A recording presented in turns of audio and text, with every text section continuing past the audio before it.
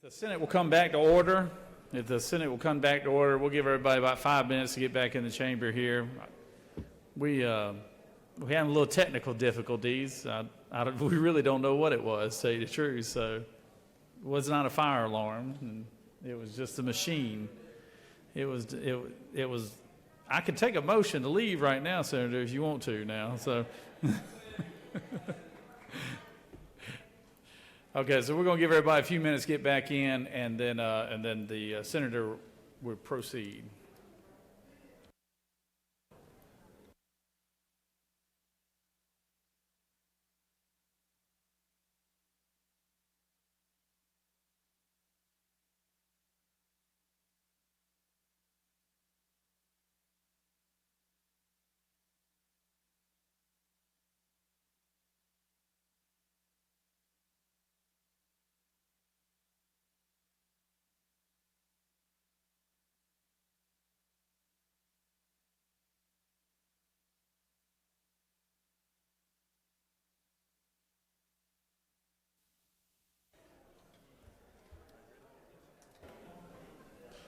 All right, we're going to go ahead and come back to order.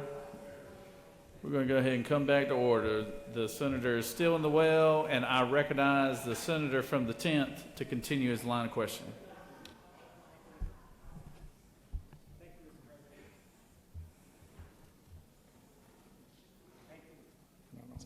Is it working? Thank you. Thank you, Mr. President. Senator, will you further yield? Yes. I think you had a question. I didn't have an opportunity to respond. If you would offer that, I'd be happy to respond. Gladly, Senator. I think my question before is, do you have any statistics, any data that references how large of an impact we're talking about for this particular legislation? Thank you, Ms. Senator from 10th. I appreciate that. As a husband and as a father of 2 girls and as a brother of 4 sisters, I think one's too many. But I would encourage you to do the research, and I think all the numbers that you're looking for, with a man of conscience, not only will you be surprised by them, but sadly you'll most likely be shocked. Senator, further yield? Senator, I would rather give others in the chamber an opportunity to ask their questions too, because I know there are more than just you and I in this conversation. Senator, I'm glad a few of my colleagues will yield their time to me. Well, let's, I would rather take questions from others, and I enjoyed the conversation. I'll not take any more questions from you. Thank you. Thank you, Senator. Thank you. Senator, you have no further questions. Or actually, I'm sorry, Senator from the 14th. You was rise. Thank you, Mr. President. Does my friend in the well yield for a question? I do yield to my classmate. Thank you, Mr. Senator. I know I'm not going to convince you by saying this, but this is a question in good faith. I'm curious to know, in terms of evidence-based thinking, evidence-based policy making, a few of us in the room are going to be concerned about mandatory minimums, right? We have that conversation quite frequently. I will tell you, as a preface to my question, when I served on House Judiciary and Non-Civil, one of the most compelling pieces of testimony I ever heard was when a person arguing, a witness arguing for increased penalties, was relating how there are message boards online where people who commit certain types of crime actually talk to each other about how to do it. And they respond to legislative changes like mandatory minimums by discussing them and saying, hey guys, this is getting a little more serious, right?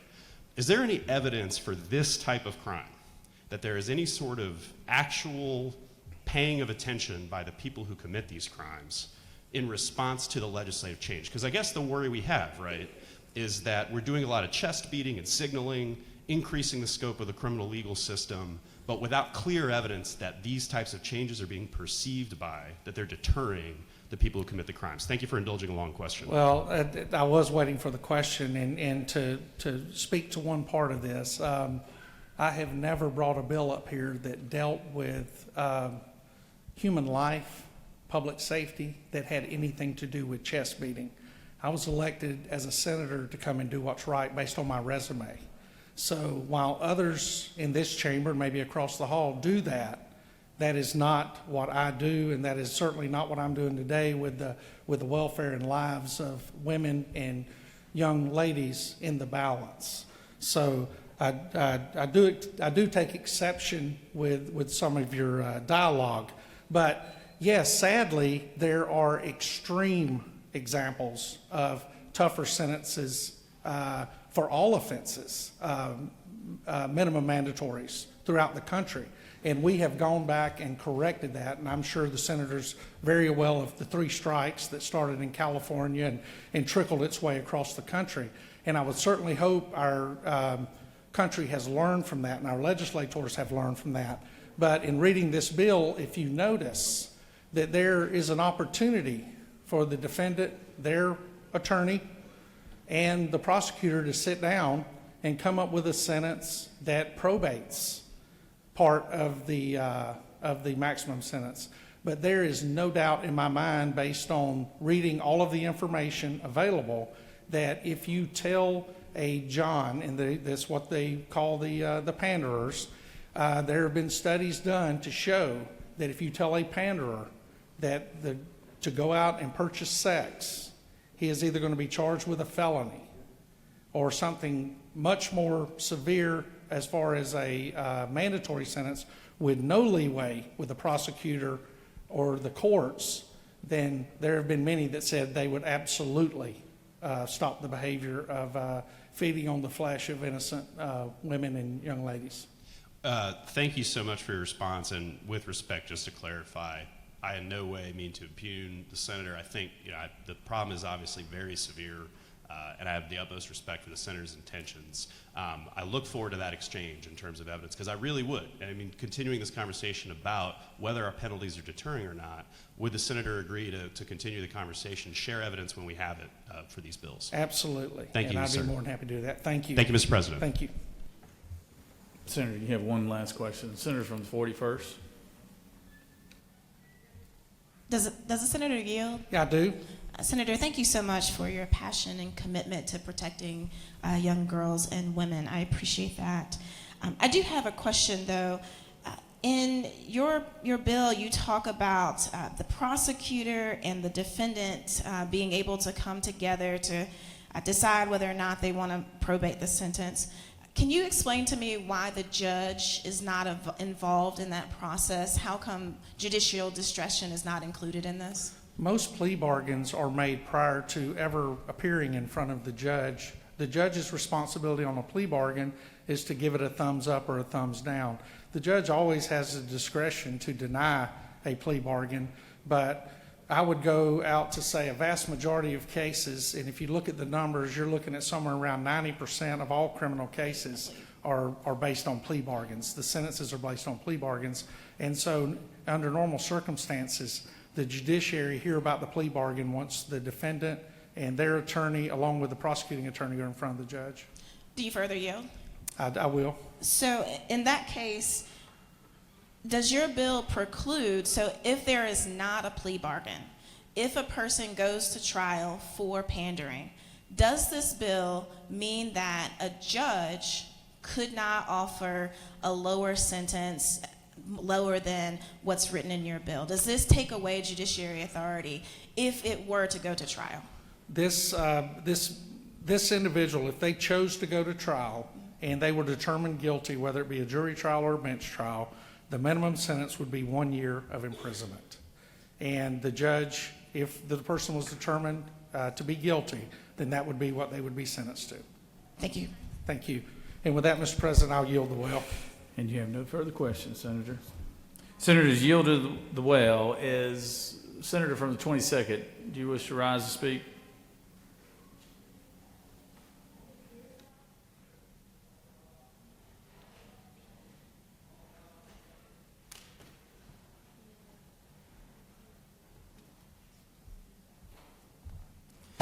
Thank you, Mr. President. I'll be brief in rising in opposition to this bill, looking at 2 aspects of it. Number 1, of course, is changing the penalty for a first offense, and we're not talking about on line 17. So we're not dealing with when we're talking about from those under 18. That's a different section of this bill. So let's just deal with the section from 17 through 28.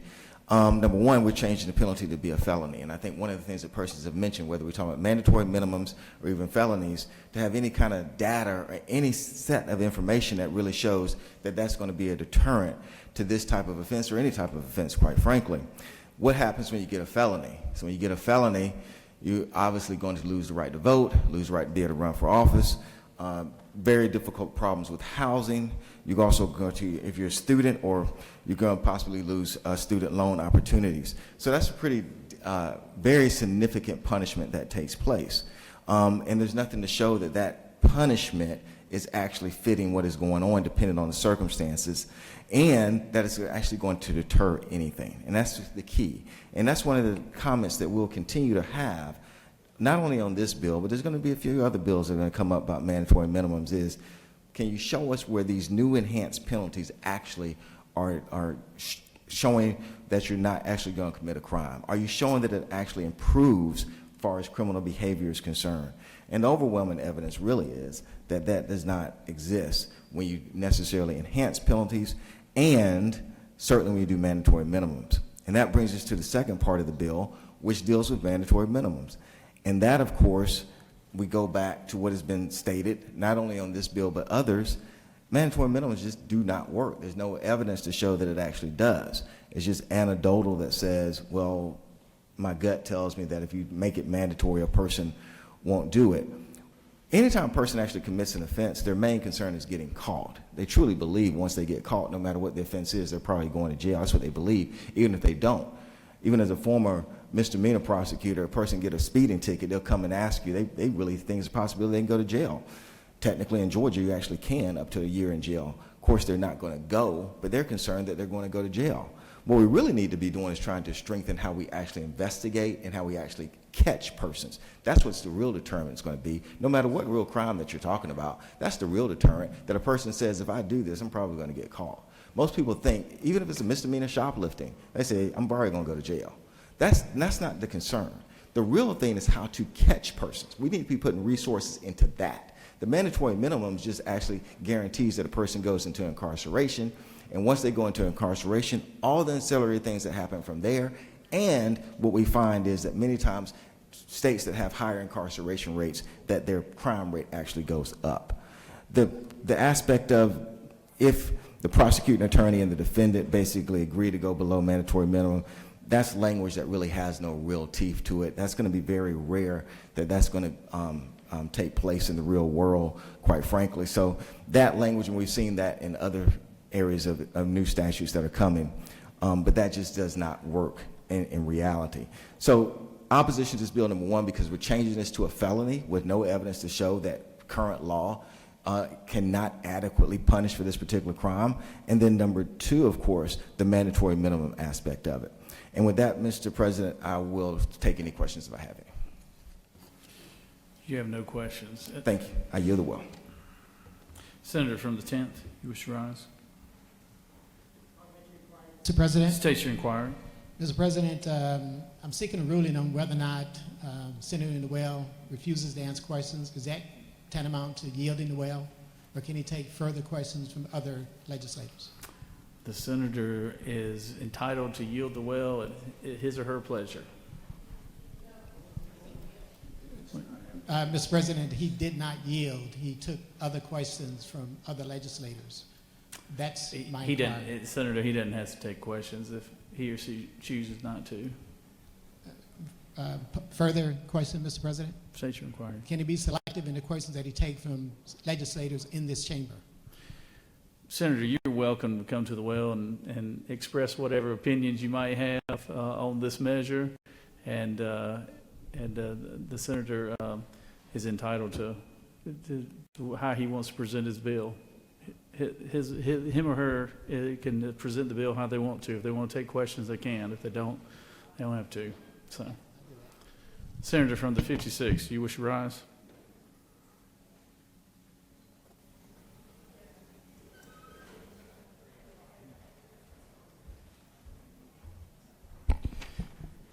Thank you, Mr. President.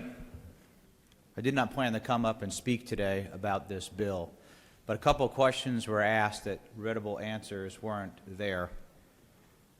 Based on studies that I read that were 2 years old in 2020 and 2021.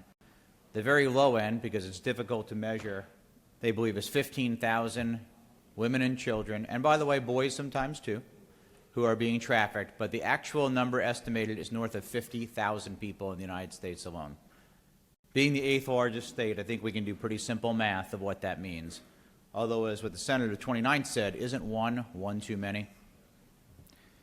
This is human behavior. When you were a young kid and you got in trouble by your parents or your grandparent, they could give you a slap on the wrist.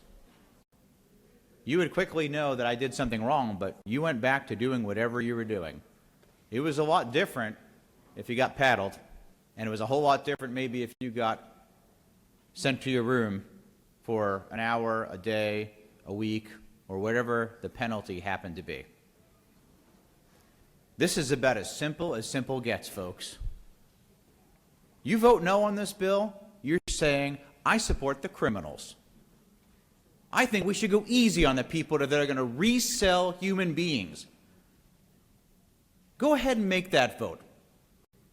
I, on the other hand, with many of you, will say, absolutely, I'm going to support this because I am in favor of helping the victims. We have seen a rise in crime in this country like not seen in generations. And it's time to turn the tide. This is the easiest vote you're going to take all day, and I sure hope you stand by our most vulnerable who are being taken advantage of. Thank you, Mr. President. I yield the well. You have no questions, Senator, and the senator has yielded the well. Senator from the 10th, would you like to speak?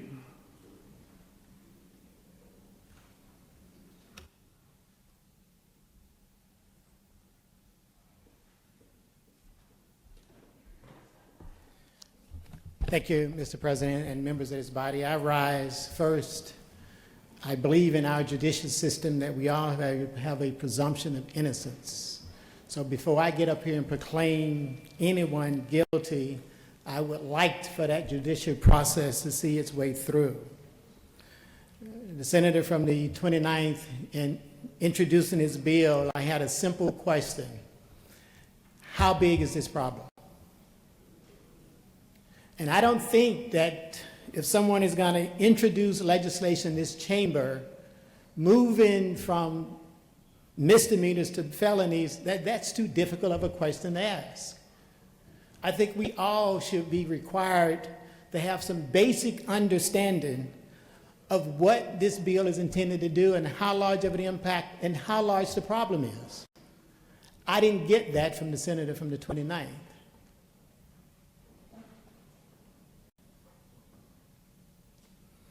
Another element of this bill deals with extremely taking away judicial discretion.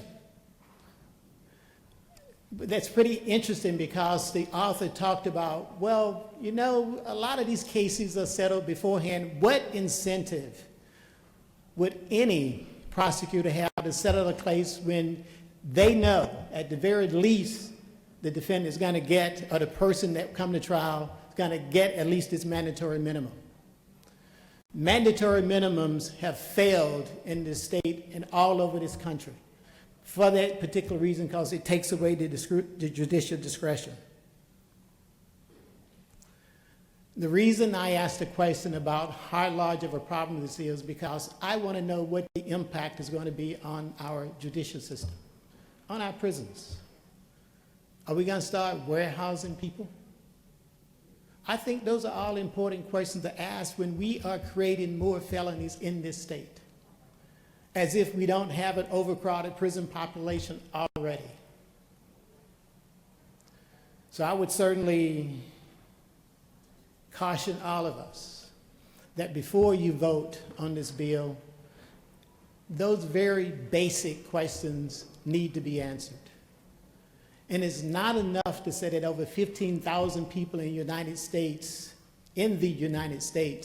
have been trapped. I'm not concerned about the United States. This bill doesn't impact the United States.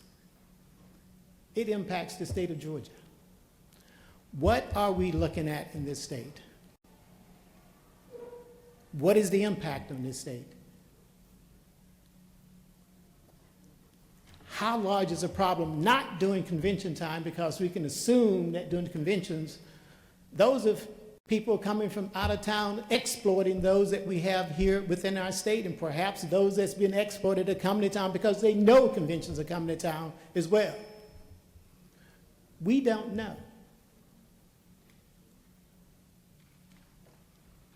I would encourage you to slow this down, have the senator from the 29th be prepared to answer those very basic questions before this legislation moves.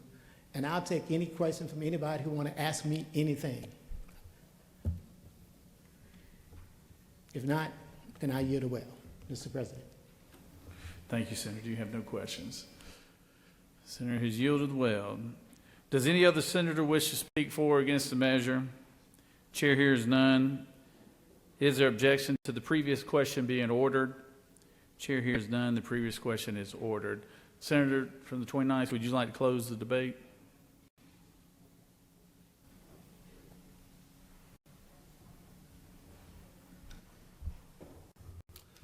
Colleagues, this is very simple. It's not about a stage production. It's not about someone who operates in an arena that doesn't understand this. And anyone who steps into this well and pretends that they don't know the devastation that sex trafficking has on the city of Atlanta and the entire state of Georgia, if they stand in here and honestly tell you they do not know, then I would have to say that this is one of the most disconnected individuals in this entire building, because we all know the problem. And if you don't know the problem, you're not seeing the problem.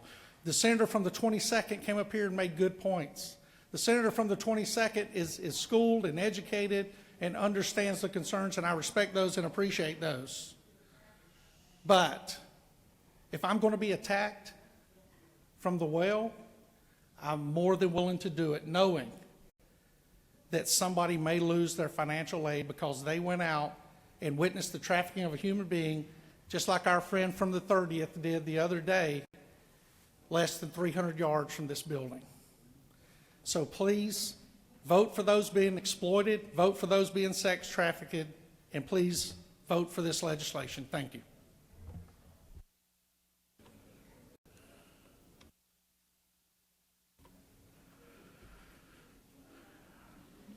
The question is on the adoption of the committee substitute. Is there objection to the adoption of the committee substitute? Hearing none, the committee substitute is adopted. Okay, so our machine, we've got a little problem with the equipment right now, so you're not going to hear a bell when we unlock the machines for a yay or nay vote. So be mindful, there is 60 seconds. So it is fast and furious. Pardon the pun. So is there objection to the main question being ordered? The chair hears none. The main question is ordered. The question is on the passage of the bill by substitute. All those in favor of the bill will vote yea. Opposed, nay. The secretary will unlock the machines.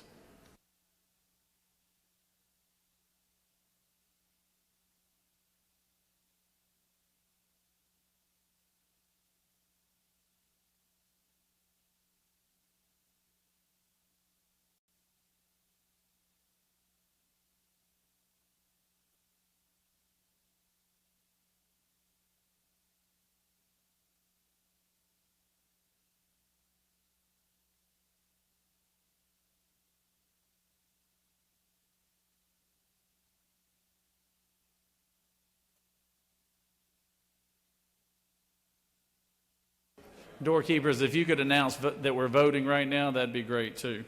Doorkeepers.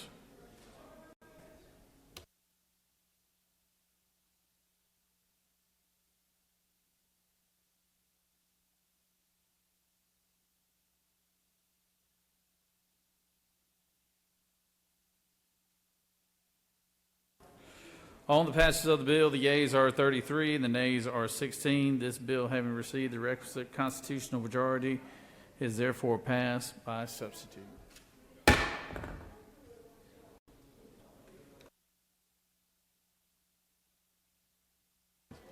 Moving on To Senate Bill 26, Secretary will read the caption.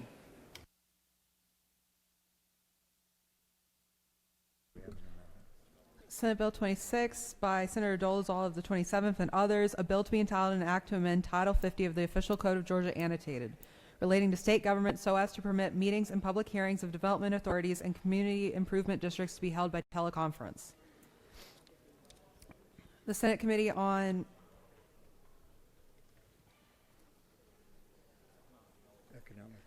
Economic Development recommends that this bill do pass.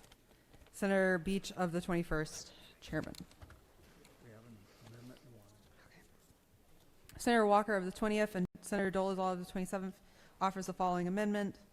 Amend Senate Bill 26 by striking line B and replacing with the following so as to permit meetings and public hearings of local workforce development boards, development authorities, and community.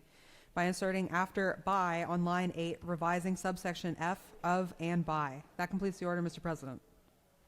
I recognize the senator from the 27th to speak to Senate Bill 26.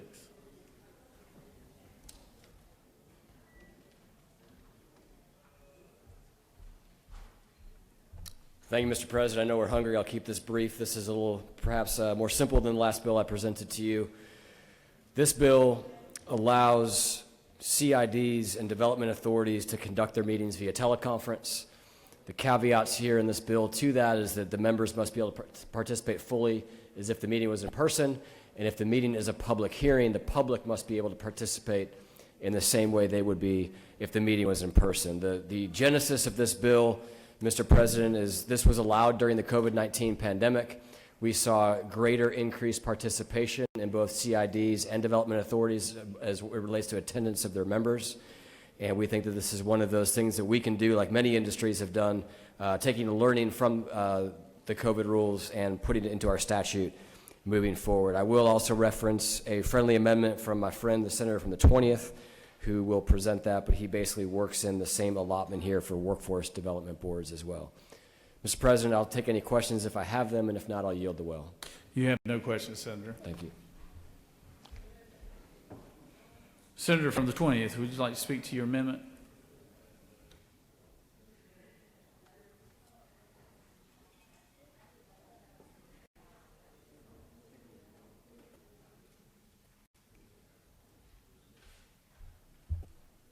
Thank you, Mr. President, and thank you to the senator from the 27th to allow me an opportunity to tag on to his bill. I had a constituent request over the summer.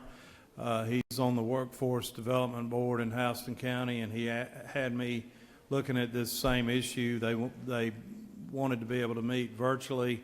The Workforce Development Boards fall under the Technical College System of Georgia. However, they are funded by the federal government, and federal code does allow for web-based and virtual meetings. However, state law does not, so this language simply allows them to take advantage of technology and have virtual meetings. Be happy to answer any questions if there are any. If not, I will yield the well. Thank you. You do have a question, Senator. Senator from the 35th, state your question. Thank you, Mr. President. Does the gentleman yield? Yes, ma'am. Does this apply to just CIDs or everything? And is it a proxy vote? So can they vote from home? And if so, how are you going to secure the vote? Well, I'm glad you're interested in making sure our votes are secure. That's something I'm passionate about also. Thank you for the question. My bill simply amends the senator from the 27th's underlying bill. His bill speaks to CIDs and development authorities. Mine includes workforce development boards to allow virtual meetings and voting virtually, is my understanding. Yes, ma'am. Senator from 37th. I'm not a freshman, by the way. I know. It's pretty straightforward. I mean, you got a freshman wanting to ask you a question here. If we can get his attention. Senator from 37th, do you wish to state your question? Thank you. He missed All the right. button. Thank you, All right. Mr. President. You have no further questions. I yield the well. All right, Senator yields the well. Thank you, Senator. Does any other senator wish to speak for or against the measure? Chair hears none, and the previous question is ordered. Would you like to close the debate? Senator has waived off closing the debate. So the question is on the adoption of Amendment 1 by a senator from the 20th. Is there objection to the adoption of the amendment? Chair hears none. Amendment 1 is adopted.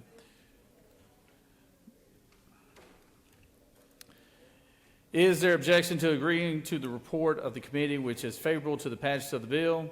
Chair hears none. The report the committee is agreed to. Is there objection to the main question being ordered? Chair hears none, and the main question is ordered.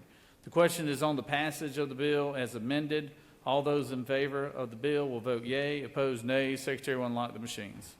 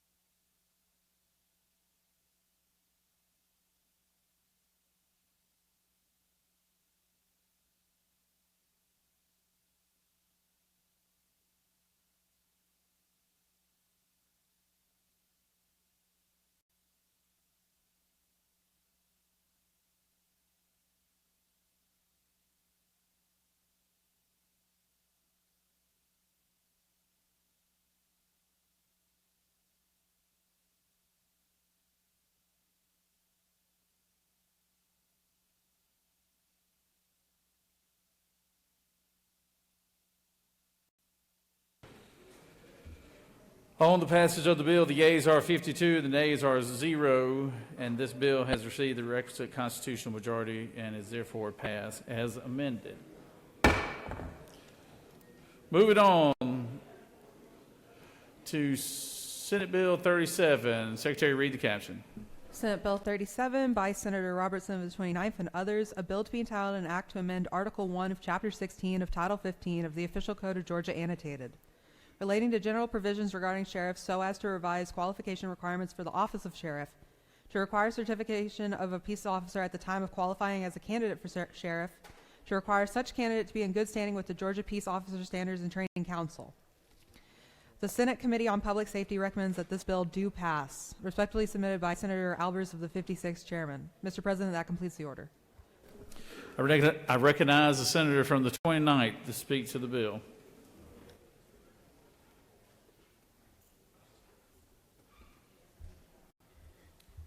Proud to stand before my colleagues with what I believe to be a much less controversial piece of legislation today. This bill is pretty simple. I don't think, and it passed out of this chamber again unanimously last session. I believe it was unanimously. And what it deals with is this ongoing issue of looking and finding cracks within our law enforcement community and doing our best to correct any issues that may be there. And so what this bill does is does several things. One, where it requires that at the time a candidate wants to qualify to run for sheriff, he or she must be qualified to serve as sheriff. Therefore, they must be a post-certified sheriff, or excuse me, a post-certified law enforcement officer. And there are many opportunities here in the state for anyone to obtain that post-certification if you're willing to take the abuse and the late night studying. But also, if you'll go to line 25 in the legislation, or excuse me, line 24, it says those who may already be post-certified must be in good standing. They cannot have had their peace officer certification revoked by the Georgia Peace Officer Standards and Training Council within the preceding 5 years, and have not had his or her certification suspended by the Georgia Peace Officer Standards and Training Council, and upon the date of the established period of qualification is not under any sanction imposed by the Georgia Peace Officer Standards and Training Council. And I will tell you this, one state decertifies more law enforcement officers than any other state after due process, when officers do things that are unprofessional, illegal, and improper, and that is the state of Georgia. The state of Georgia by far decertifies more law enforcement officers than any other state. So what this does is this ensures that the man or the woman who chooses to run to be the sheriff of the county, the high sheriff of the county, the executive law enforcement officer of the county must have the qualifications to serve. And with that, Mr. President, I'll yield for any questions. You do have some questions. Senator from the 10th. Senator Yale. I do? Senator, isn't it true that I support this legislation, and I appreciate you for bringing it? Absolutely, it is. And Senator, I appreciate your friendship.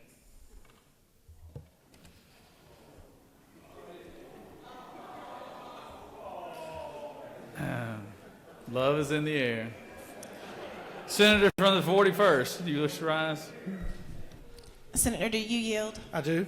Is it possible for a person to get post-certified if they are not currently working for a law enforcement agency? It is.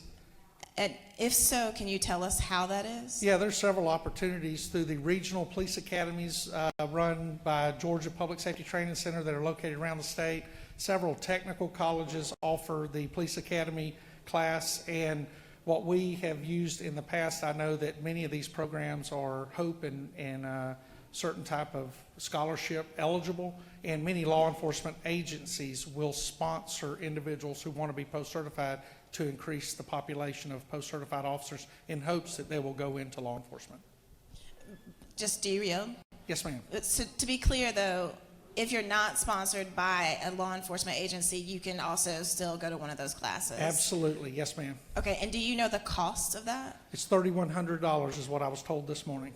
Thank you, Senator. Yes, ma'am. Recognize the senator from the 28th. Thank you, Mr. President. Senator, do you yield? I do yield to my other friend in the Senate chamber. Senator, now that you have two friends, would it be possible for you and the senator from the 10th to hug as a symbol of love for I understand each other? Senator, I appreciate the question. I understand how things are done in District 28. We do them just a little bit different in District 29. Mr. Rules Chair. You have no further questions, Senator. Thank you, Mr. President. I appreciate a positive vote on this legislation. I yield the well. I appreciate you yielding the well. Senator from the 53rd, you wish to speak?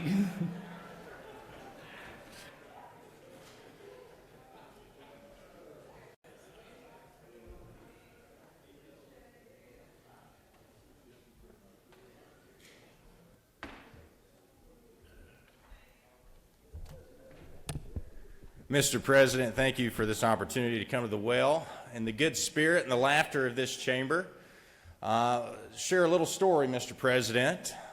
I got here when I first got to the House, and I thought, my goodness, how in the world did this North Georgia boy ever get to this beautiful temple? How did that ever happen? And then today I look around and I think, how in the world did some of you ever get to this chamber? Because how in the world did this piece of legislation ever make it to the well? And that's why I'm here today, Mr. President, in order to speak against it. You see, this, in my opinion, is not very much of a problem, but it is creating a lot of problems. Mr. President, in my little home county of Dade, there's a population of about 16,000. That's it. Now, there's probably about 40 post-certified police officers. So you do a little basic math in my public education, and that comes to less than 1% of the general population that would have the ability to run for sheriff. Now, Mr. President, I don't think that's right. You see, there was this great Frenchman who came to America. He wrote this big book called Democracy. His name was Alex de Tocqueville. And he said, the Americans are going to get the type of government they deserve, and if they don't get involved in it, they don't deserve very much. Mr. President, this piece of legislation is telling 99% of most Georgians that they're not going to be allowed to run for sheriff, and in some cases, 99.9% of the population that they're not going to be able to run for sheriff. Mr. President, I hear the argument that you ought to be an attorney to serve as a judge. That's the judicial branch. That's a very important part of government. But in my home county, you don't have to have a law degree to be the magistrate judge. You don't have to have a law degree to be the probation or the probate judge. You don't have to have a master's in education to run for the school board. And Lord knows you don't need an MBA to be the county executive. Mr. President, I don't think you ought to go through an 11-week class to be able to run for sheriff. But the law already states that you do to be the sheriff. And I think in many ways this chamber has been misled to thinking that this is creating some type of standard in order to be the sheriff. The law already reads that you have to be post-certified within 6 months of getting elected to sheriff. So what are we doing here? We're solving a problem, they say. There are people who have been elected to sheriff and they didn't pass the post-certification. I spent about 2 hours, that's man hours, had a lot of people in my staff look it up, and we couldn't find any instance that that's happened in Georgia. Now, I asked my friend, the author of this bill, and he said that that's happened 2 times in the history of Georgia. So what are we doing with this piece of legislation? I'm a bit confused, because we are creating a very concentrated form of power with a constitutional officer in Georgia. And quite frankly, I'm a little disappointed in the Sheriff's Association. Because I was 2 weeks ago, took a tour of my local county jail, and half of those people incarcerated in that jail were state probation violations. Mr. President, this is a constitutional office. I thought about making some amendments, but guess what? I couldn't make any of those amendments because they would all be unconstitutional. Whatever we do for one sheriff, whether it be for Tolliver County, the smallest, or whether we do it for Fulton, the biggest, we have to do it all the way across the board. It has to be the same. So those constitutional amendments didn't have any option. Mr. President, I ask that we think about this a little bit more seriously. I heard from the author that there was cracks in the systems. I don't believe there's any cracks. I believe it's pretty solid as it is now. I also heard that there's many opportunities to take classes to get post-certified. But guess what? $3,100 is just the start of the expenses. Then it's 11 weeks. That's 5 days a week. And if you travel out of town and you go across the big Lookout Mountain in my hometown, well, that'd cost you about $5,500 in lodging. Then there's a $5,000 fee just to qualify, so I'm not sure what I'm going to tell the poor folks in Dade County who want to challenge their sheriff when they don't have $15,000 to come up with. We used to object to things like poll taxes, but now we've got a $15,000 fee in order to run for an office in the county. Mr. President, I would ask my fellow senators that they think hard about this and that they put the red light up on the board. Thank you, Mr. President, and I'd yield for any questions to my fellow members. You have no questions, Senator. All right. Thank you, Mr. President. Thank you, Senator. Senator has yielded well. Senator from the 22nd, do you wish to rise?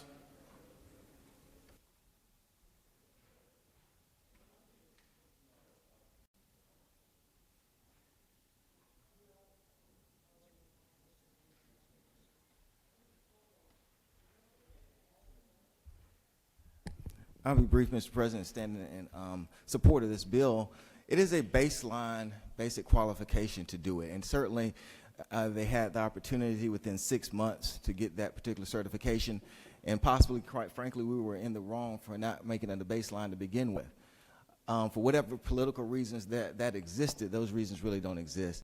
The days of the modern sheriff are now here. Sheriffs are different than what they may have been years ago, to where you said, okay, well, you can get post-certified later, you're a good guy, you can run for sheriff and be sheriff. Those days are over. Sheriffs now are actually professional law enforcement officers. Having dealt with sheriff's offices for all my public life, having been a former prosecutor and doing work now for them. It is now a true job that you need to have those baseline elements already in place. No different than if you were trying to be a superior court judge, which is a constitutional office, state court judge, where you do need to be an attorney for those particular offices, or quite frankly, to be a prosecutor where you need to be a lawyer to start off. You may not have to be a criminal lawyer, but it gives you that baseline of understanding. And that's exactly what you're doing now with law enforcement. And so the idea that you would just want anyone just to run around and say, I want to run for sheriff and be sheriff, those days are past, quite frankly. We're now in a new day, and we have a professional law enforcement development. We have professional law enforcement that we need to be looking at. And I think that this baseline is not a bad idea at all. Whatever we chose before, whatever political reasons we said you could wait 6 months, we don't do that for any other major office such this is. This is no longer just, well, you're a good guy, just come be a sheriff. It's not like that. This is professional law enforcement. We need professionals in there. That's exactly where we're heading. We have professional training that now takes place. You can get your department professionally certified on federal levels now that actually can provide you more money and more opportunities to be a better department. That's the direction we need to continue to go in, and that's why I support this bill. And I'll yield for any questions, Mr. President. You have no questions, Senator. Thank you, Mr. President. Does any senator wish to speak for or against the measure? Chair hears none. And the previous question is ordered. You waive. Okay. Is there objection to agreeing to the report of the committee, which is favorable to the passage of the bill? Chair hears none. The report of the committee is agreed to. Is there objection to the main question being ordered? Chair hears none, and the main question is ordered. The question is on the passage of the bill. All those in favor of the bill vote yea. Opposed, nay. Secretary will unlock the machines.